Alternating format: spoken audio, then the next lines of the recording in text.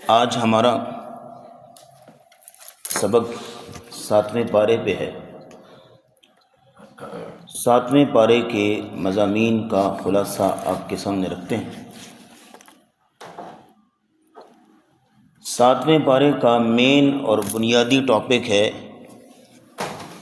مشرکین کا آپریشن،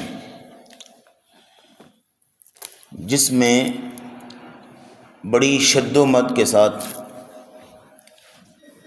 مشرکوں کے عقائد کی تردید کی گئی ہے، ان کے عقیدوں کی مذمت کی گئی ہے۔ گزشتہ پارے میں یہودیت اور عیسائیت کا رد کیا گیا تھا، اور اس پارے میں مشرکین کا رد ہے۔ تو انشاءاللہ مختصر اس پارے کے مضامین کا خلاصہ آپ کے سامنے رکھتے ہیں، کیونکہ ٹاپک آپ کے سامنے آ گیا، بس اس پارے کو اسی ٹاپک کے ارد گرد لے کے چلنا ہے۔ سب سے پہلا جو مشرکوں کا عقیدہ تھا جس کا رد کیا گیا اس پارے کے اندر، وہ یہ تھا کہ وہ اپنے کچھ جانوروں کو اور اپنی کچھ ملکیت چیزوں کو اپنے بتوں کے نام چھوڑ دیتے تھے، ان کی نظر کر دیتے تھے۔ یہ اس عقیدے کا رد کیا گیا، اور باقاعدہ طور پر وہ ان جانوروں کو مختلف ناموں سے پکارتے تھے، جو ایک سائن ہوتا تھا، نشانی ہوتی تھی کہ یہ اب فلاں بت کے نام پہ۔ سورۃ المائدہ کی آیت نمبر 103 میں اللہ فرماتے ہیں، ما جعل اللہ من بحیرۃ ولا سائبۃ ولا وسیلۃ ولا حام۔ یہ بحیرہ، سائبہ، وسیلہ اور حام یہ ان کے جانوروں کے نام ہوتے تھے۔ بحیرہ ایسا فیمیل جانور کہ جس کا دودھ دھونا وہ چھوڑ دیتے تھے، کہتے تھے اس کو کوئی ہاتھ نہیں لگائے گا، اس کا دودھ کوئی نہیں دھوئے گا، یہ ہمارے فلاں بت کے نام پہ ہے، اور اس کو آزاد چھوڑ دیا تھا، کھلا وہ پھرتی رہتی وہ جانور جو ہے، کوئی اس کو ہاتھ نہیں لگاتا تھا، یہ ہمارے فلاں بت کے نام پہ ہے۔ اسی طرح وسیلہ، اسی طرح حام، نر اونٹ ہوتا تھا، اس کو بھی چھوڑ دیتے، اس پہ سواری نہیں کرتے تھے، اس کو کچھ نہیں کہتے تھے۔ تو اس عقیدے کا رد کیا گیا۔ اللہ فرماتے ہیں کہ اللہ نے ایسا کوئی چیز جو ہے وہ حکم نازل نہیں کیا کہ تم ایسا کرو، وَلَكِنَّ الَّذِينَ كَفَرُوا يَفْتَرُونَ عَلَى اللَّهِ الْكَذِيبَ، لیکن یہ کافر لوگ ہیں جو کہ اللہ پہ جھوٹ باندھتے ہیں۔ وَأَكْثَرُهُمْ لَا يَعْقِلُونَ، ان کی اکثریت ایسی ہے کہ عقل نہیں ہے، کیونکہ مشرک اور عقل کیسے ہو سکتا ہے۔ اس لیے یہاں اس عقیدے کا رد کیا کہ کوئی چیز، یہاں آپ کے پاس کوئی چیز آتا ہے، سر یہ آپ کے لیے میرے گفٹ ہے، میری طرف سے یہ گفٹ رکھیے، اس میں کوئی حرج نہیں، لیکن ایک شخص جو ہے وہ فوت ہو چکا ہے، اس کے نام پہ ایک چیز کو ایسے چھوڑ دینا، اس کی نظر کرنا، یہ کسی صورت بھی جو ہے وہ جائز اور درست نہیں ہے، اس کو شرک کے زمرے میں لیا گیا۔ آپ نے کوئی چیز بھی دینی ہے، کوئی چیز بھی نظر کرنی ہے، تو وہ صرف اور صرف اللہ کے نام پہ، اللہ کے نام قربان کرنی، کسی اور کے نام قربان نہیں کرنی۔ یہ نہیں ہے کہ آج کل کے سو کالڈ مائنڈ جیسے حرم میں بھی گئے ہوئے ہیں، بیت اللہ کا طواف کر لیا ہے تو گھر فون کر رہے ہوتے ہیں کہ بھائی میں نے طواف کر لیے، عمرہ کر لیے، اب ایک ہے میری طرف سے ایک دیگ جاؤ چڑھا دو۔ تو یہ آپ سوچ سکتے ہیں کہ وہ کھڑا کہاں پہ ہے؟ مالک الملک، بادشاہوں کے بادشاہ کے گھر میں کھڑا ہے، بیت اللہ میں، اور کام چیک کریں اس کے۔ تو اللہ رب العزت نے سب سے پہلے تو اس شرکی عقیدے کا رد کیا۔ اس کے بعد دوسرے نمبر پہ جن لوگوں کو، جن ہستیوں کو معبود بنا لیا گیا، ان کی ایک جھلک اللہ نے دکھائی ہے۔ ان کا کوئی قصور نہیں، لیکن ان سے مدد مانگی جا رہی ہے، ان کی پوجا کی جا رہی ہے، ان کی شان میں غلو کر کے ان کو کہاں پہنچا دیا گیا ہے، اور ان کی یہاں پہ اللہ رب العزت نے ایک جھلک یہاں دی ہے۔ اللہ فرماتے ہیں وَإِذْ قَالَ اللَّهُ يَا عِيسَى ابْنَ مَرْيَمَ، قیامت کے دن اللہ رب العزت عیسیٰ علیہ السلام سے پوچھیں گے أَأَنْتَ قُلْتَ لِلنَّاسِ اتَّخِذُونِي وَأُمِّيَ إِلَٰهَيْنِ مِن دُونِ اللَّهِ، اے عیسیٰ بتائیے، آپ نے کہا تھا لوگوں کو کہ مجھے اور میری ماں مریم کو علیہ السلام کو معبود بنا لو، تو اللہ حضرت عیسیٰ علیہ السلام کہا قال سبحانک، یا اللہ تو پاک ہے، ما یکون لی ان اقول ما لیس لی بحق، میرے لیے کیا ہے یہ حیثیت میری کہ میں حق بات کے علاوہ کوئی اور بات کہوں؟ میں تو وہی بات کرتا تھا جو حق ہوتی تھی۔ ہاں، ان کنت قلتہ فقد علمت، اگر میں نے کوئی ایسی بات کہی ہوگی تو جانتا ہے۔ انک انت علام الغیوب، تو غیب جاننے والا ہے۔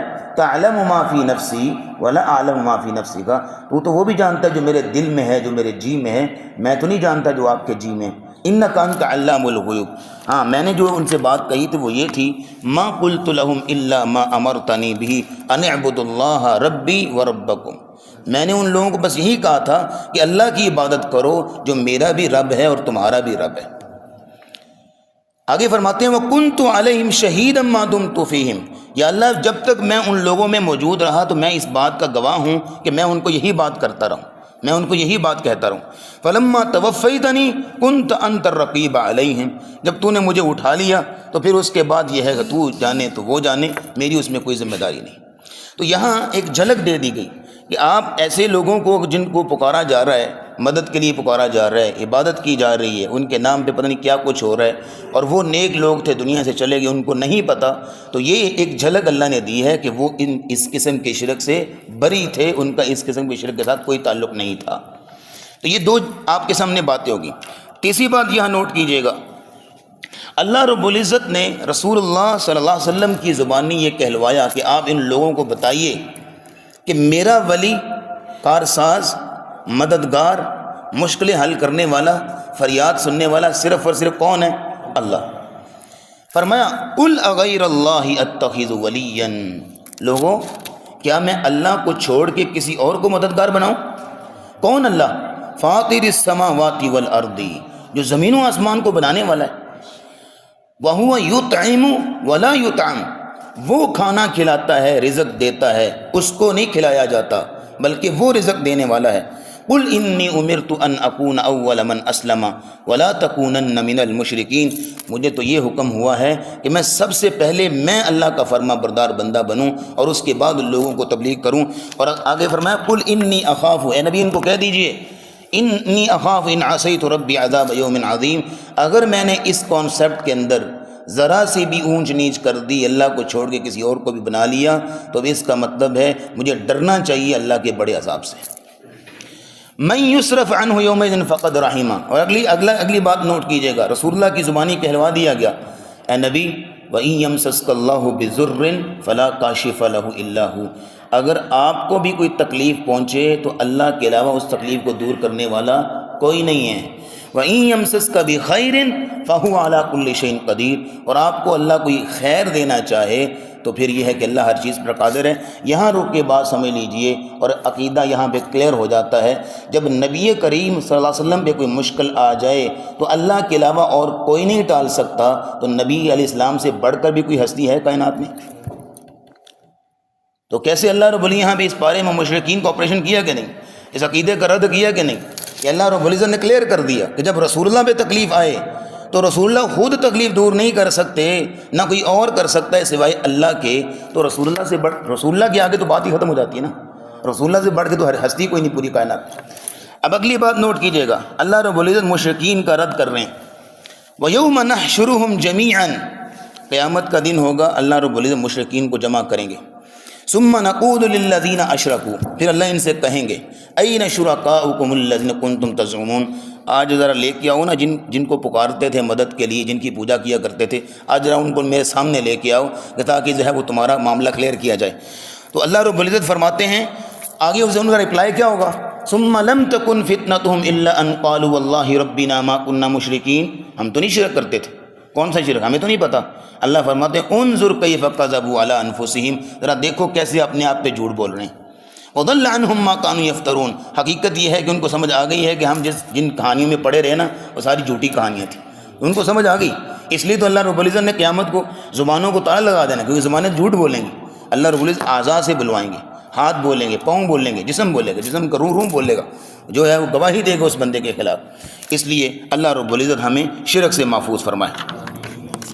اس کے بعد اللہ رب العزت نے کلین چٹ دیا ہمارے سامنے اور عقیدہ سمجھایا، اور مشرکین کو یوں سمجھ لیجئے کہ اب یہ کچھ دلائل آپ کے سامنے آنے لگے ہیں، آپ کو یوں محسوس ہوگا کہ جیسے اللہ کسی مشرک کو نا ایسے پکڑ کے جھنجھوڑ رہے ہیں، ایسے جھنجھوڑ رہے ہیں اس کو، بھی تو کن چکروں میں پڑا ہوا ہے۔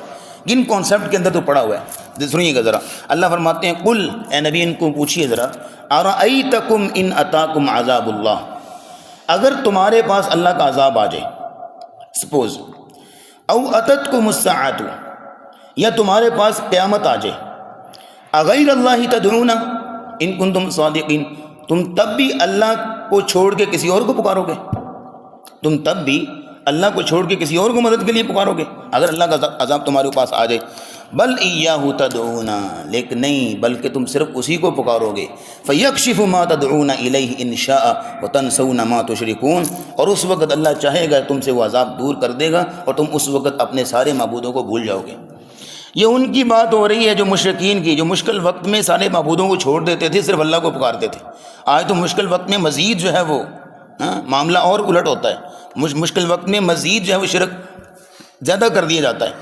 اور آگے فرمایا قل ارأیتم، اے نبی ان سے پوچھیے ذرا، ان اخذ اللہ سمعکم، اگر اللہ تمہاری سماعت چھین لے، سننا بند ہو جائے، وابصارکم، تمہاری آنکھیں چھین لے، دیکھنا بند ہو جائے، وختم علی قلوبکم، تمہارے دل بند کر دے، من الہ غیر اللہ یاتیکم بی، بتاؤ اللہ کے علاوہ کون ہے جو تمہاری یہ اعضاء تمہیں واپس کرے گا؟ دیکھیں کیسے اللہ جھنجھوڑ رہے ہیں، عقیدہ سمجھایا جا رہا ہے، مشرکین کو آپریشن کیا جا رہا ہے۔ آگے فرمایا کہ قل ارأیتکم ان اتاکم عذاب اللہ بغتۃ او جہرۃ هل یہلک الا القوم الظالمون، اور یہاں سن لیجئے، جب رسول اللہ صلی اللہ علیہ وسلم کی زبانی یہ کہلوا دیا گیا تو معاملہ ختم ہو جانا چاہیے۔ اگر کسی کے اندر ذرا سی بھی عقل و سمجھ ہے، اے نبی ان سے کہہ دیجئے، لا اقول لکم عندی خزائن اللہ، میرے پاس اللہ کے خزانے نہیں ہیں، میں اللہ کے خزانوں کا مالک نہیں ہوں۔ گنج بخش، خزانے دینے والا، گنج کا مطلب ہوتا ہے خزانہ، بخش کا مطلب ہوتا ہے دینے والا۔ خزانے دینے والا کون ہے؟ یہاں کہا جا رہا ہے لا اقول لکم عندی خزائن اللہ، میں رسول اللہ صلی اللہ علیہ وسلم بھی اللہ کے خزانوں کا مالک نہیں ہوں۔ جب رسول اللہ بھی اللہ کے خزانوں کے مالک نہیں ہیں تو پھر رسول اللہ کے بعد، اللہ کے بعد کوئی اور گنج بخش ہو سکتا ہی نہیں ہے، بات ہی ختم ہو جاتی۔ قل لا اقول لکم عندی خزائن اللہ ولا اعلم الغیب، اور اے نبی کہہ دیجئے کہ میں غیب کا علم نہیں جانتا۔ اور اگلی بات ولا اقول لکم انی ملک، اور میں یہ بھی نہیں کہتا کہ میں فرشتہ ہوں۔ اور اگلی بات ان اتبع الا ما یوحى الی، میں تو بس اس چیز کی پیروی کرتا ہوں جو اللہ میری طرف وحی کرتے ہیں بس۔ قل هل يستوي الاعمى والبصير افلا تتفکرون، یہاں دیکھ لیجئے کہ یہ قرآن کی آیت ہے، ہم نے اپنی طرف سے نہیں بنائی، نعوذ باللہ من ذالک، اللہ کی طرف سے ہے۔ جب رسول اللہ صلی اللہ علیہ وسلم کی زبانی کہلوایا جا رہا ہے کہ نبی آپ کہہ دیجئے کہ آپ بھی ان چیزوں کے مالک نہیں ہیں، صرف مالک ہے تو اللہ ہے۔ جب رسول اللہ ان چیزوں کے مالک نہیں ہیں، پھر دوسرا تیسرا کیسے ہو سکتا ہے؟ یار بتاؤ تو صحیح۔ اگر اگلی بات سنیے گا، اللہ رب العزت کیسے توحید سمجھا رہے ہیں۔ اللہ فرماتے ہیں پھر غیب کس کے پاس ہے؟ اگر رسول اللہ کے پاس نہیں ہے، فلاں کے پاس نہیں ہے، فلاں کے پاس نہیں، تو کس کے پاس ہے؟ اللہ فرماتے ہیں وَعِندَهُ مَفَاتِحُ الْغَيْبِ، ساری غیب کی چابیاں صرف اور صرف اللہ کے پاس۔ مفاتیح مفتاح کی جمع ہے، مفتاح کہتے ہیں کی کو، چابی کو۔ وَعِندَهُ مَفَاتِحُ الْغَيْبِ، تو غیب کی چابیاں کس کے پاس؟ اللہ کے پاس۔ اور کیسے اللہ غیب جانتا ہے؟ فرمایا لا يعلمها الا هو، غیب کو صرف اللہ ہی جانتا ہے۔ اور غیب کہتے ہیں اس دیوار کے پیچھے کیا ہو رہا ہے یہاں بیٹھے بیٹھے ہمیں پتہ ہونا چاہیے بغیر کسی سورس کے، ویڈیو کیمرہ نہ ہو سامنے، لیکن یہ ہے کہ پتہ ہو اس وقت کیا دنیا میں کیا ہو رہا ہے، ساری جو ہے وہ مجھے پتہ چل رہا ہو، محسوس ہو رہا ہو، اور آئندہ 1 سیکنڈ بعد 2 سیکنڈ بعد یعنی جو مستقبل میں کیا ہونے والا ہے پہلے سے پتہ ہو کیا ہونے والا ہے۔ یہ علم جو ہے صرف اور صرف اللہ کے پاس ہے، کسی اور کے پاس نہیں۔ اور آگے فرمایا وَيَعْلَمُ مَا فِي الْبَرِّ وَالْبَحْرِ، اللہ جانتا ہے جو کچھ خشکی میں اور جو کچھ سمندروں میں ہو رہا ہے۔ وَمَا تَسْقُطُ مِن وَرَقَةٍ إِلَّا يَعْلَمُهَا، اللہ کا علم چیک کرو۔ جو لوگ کہتے ہیں نا گاڑیوں کے پیچھے لکھا ہوتا ہے اللہ جانے یا حسین جانے، ذرا سنیں ذرا، فرمایا وَمَا تَسْقُطُ مِن وَرَقَةٍ إِلَّا يَعْلَمُهَا، درخت سے اگر کوئی پتا بھی گرتا ہے تو اللہ کے علم میں ہوتا ہے۔ وَلَا حَبَّةٍ فِي ظُلُمَاتِ الْأَرْضِ وَلَا رَطْبٍ وَلَا يَابِسٍ إِلَّا فِي كِتَابٍ مُبِينٍ، کسی زمین میں اگر کوئی دانہ بھی کاشت کیا ہوا ہے وہ کس حالت میں ہے اللہ اس کو بھی جانتا ہے۔ کتنا علم ہے اللہ کا، اتنی علم کی وسعت، یہ توحید سمجھائی جا رہی ہے۔ اور فرمایا وَهُوَ الَّذِي يَتَوَفَّاكُم بِاللَّيْلِ وَيَعْلَمُ مَا جَرَحْتُم بِالنَّهَارِ، وہی اللہ ہے جو دن رات میں تمہیں جو ہے وہ کام دیتا ہے اور تم جو ہے کام سارے انجام دیتے ہو۔ اور فرمایا قُلْ مَن يُنَجِّيكُم مِّن ظُلُمَاتِ الْبَرِّ وَالْبَحْرِ، کیسے جھنجھوڑا جا رہا ہے۔ اے نبی ان سے پوچھئے کون تمہیں نجات دے گا سمندروں کے اندھیروں میں من ینجیکم من ظلمات البر والبحر تدعونہ تضرعا وخفیا، تم اس کو پکارتے ہو، یہ اللہ رب العزت ہی ہے کہ جو تمہیں نجات دیتا ہے، تمہاری حفاظت کرتا ہے۔ پھر آخر میں بات سنیے گا، اللہ رب العزت نے توحید کو سمجھانے کے لیے، عقیدے کو سمجھانے کے لیے کس انداز خوبصورتی سے بابا توحید کا تذکرہ کر دیا۔ بابا توحید کسے کہتے ہیں؟ ابراہیم علیہ السلام، ان کا تذکرہ کر دیا کہ انہوں نے کس انداز سے اپنے رب کو پہچانا، کس انداز سے توحید کو سمجھا۔ ذرا اس توحید کو سمجھیے گا۔ سر آج اللہ کی بڑی نعمت ہے کہ ہم شاید ایسے معاشرے میں آنکھ کھولتے ہیں کہ جو توحید والے ہیں، عقیدہ توحید کو ماننے والے ہیں۔ ابراہیم علیہ السلام نے جس معاشرے میں آنکھ کھولی ہے نا، تو شرک کا یوں سمجھیے کہ انتہا تھی، شرک کی انتہا، توحید کا ایک بندہ بھی نہیں تھا نام لینے والا، تو شرک کی انتہا۔ تو حضرت ابراہیم علیہ السلام نے جب اپنی قوم کو دیکھا نا کہ وہ ستارے کی پوجا کرتی ہے، تو یہ کہتے ہیں اگر میری قوم ستارے کی پوجا کرتی ہے تو ستارہ ہی میرا رب ہوگا پھر، کیونکہ ابھی انیشیل سٹیٹ تھی جو ہے آپ اپنے رب کو پہچان رہے ہیں، ابھی بچپنا تھا۔ تو فلما جن علیہ اللیل رأى کوكبا قال ھذا ربی، جب ستارے کو دیکھا نا کہا یہ میرا رب ہے، لیکن فلما افل، جب وہ ڈوب گیا نا تو کہا لا احب الآفلین، میں ڈوبنے والوں کو پسند نہیں کرتا، جو ڈوب جائے وہ رب ہو ہی نہیں سکتا۔ ذرا نوٹ کیجئے گا، جو فوت ہو جائے وہ رب ہو سکتا ہے، اس سے مدد مانگی جا سکتی ہے۔ ادھر جو کہہ رہے ہیں جو ڈوب گیا وہ رب نہیں ہے۔ پھر اس کے بعد جب چاند کو دیکھا کہا یہ میری قوم چاند کو بھی پوجا کرتی ہے، یہ بھی میرا رب ہوگا۔ فلما افل، جب وہ بھی ڈوب گیا نا تو کہا فلما افل قال لئن لم يهدني ربي لاكونن من القوم الضالين، اگر میرا رب مجھے ہدایت نہیں دے گا تو میں تو گمراہ لوگوں میں ہو جاؤں گا۔ پھر جب سورج کو دیکھا، دن چڑھا نا تو سورج دیکھا، کہنے لگے فلما رأى الشمس بازغة قال هذا ربي هذا اکبر، یہ تو بہت بڑا ہے سائز میں ستارے سے اور چاند سے، یہ میرا رب ہو سکتا ہے کیونکہ یہ سائز میں بڑا ہے۔ فلما افلت، جب وہ بھی ڈوب گیا نا تو چونکہ سارے معبود ختم ہو گئے ان کے، مشرکین کے، چاند، ستارے، سورج وغیرہ، تو اپنی قوم سے اعلان کہنے لگے انی بریء مما تشرکون، اے میری قوم میرا اور تمہارا رستہ جدا ہے، میں ان کی پوجا نہیں کرتا جن کی تم پوجا کرتے ہو، میں کس کی پوجا کرتا ہوں؟ انی وجہت وجہی للذی فطر السماوات والارض حنیفا وما انا من المشرکین، میں اپنا چہرہ تابع کرتا ہوں اس رب کے کہ جو زمین و آسمان کو پیدا کرنے والا ہے۔ کیسے توحید کو سمجھا؟ کم از کم بندہ ایک لمحہ بیٹھ کے اپنے عقیدے پہ غور تو کرے کہ میں جس عقیدے کو لیے پھرتا ہوں عقلی طور پہ وہ عقیدہ کامیاب ہے کہ نہیں۔ اگر عقل کی اس کا تقاضا کرتی ہے کہ نہیں کہ جس کو میں رب بنا رہا ہوں، جس سے مدد مانگ رہا ہوں، جس سے فریادیں ہو رہے ہیں، جس کے نام پہ سب کچھ کر رہا ہوں، وہ اس لائق ہے بھی کہ نہیں۔ تو اللہ رب العزت نے اتنی خوبصورتی سے یہاں پہ توحید کا موضوع بیان کیا اور مشرکین کا رد کیا۔ اور یہاں نوٹ کر لیجئے الذین آمنوا ولم یلبسوا ایمانہم بظلم اولئک لہم الامن وہم مہتدون، سنیے جو لوگ ایمان لے آئے اور اپنے ایمان لانے کے بعد کسی قسم کا ظلم نہیں کیا، اولئک لہم الامن وہم مہتدون، یہی لوگ امن والے ہیں اور ہدایت یافتہ ہوں گے۔